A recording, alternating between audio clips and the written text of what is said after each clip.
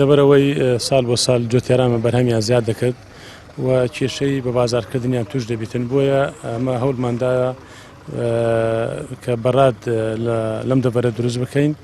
حقل ئەم بەڕادانە سوودی هەم بۆ جۆتیار هەیە، هەم بۆ خاوەن بەڕادیش هەیە، هەم بۆ وڵاتی مەش هەیە.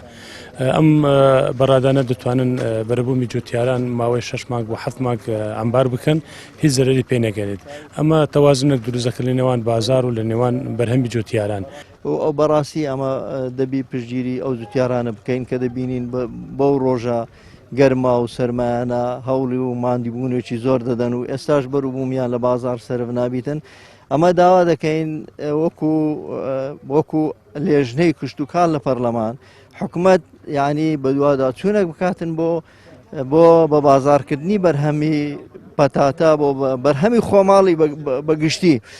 بەڕاستی حکوومەت دەبێ چاوی بە ئەو جوتیارانە ببینی کە ماندوو دەبن، یعنی بەڕاستی ئێستا بازاریان نییە. ئەمە بە چاوی خۆمان دیتان بەڕادەکانمان دیت هەمووی تەماتە هەر بەڕادی نزیکەی 5-6 هزار تەن پەتاتەی خەزم کردیە. معقول نییە پەتاتەش لە ئێران و لە تورکیاوە بێتن بە $100 تەنی پەتاتەی تورکی ئێرانی داخلی کوردستان دەبیتن.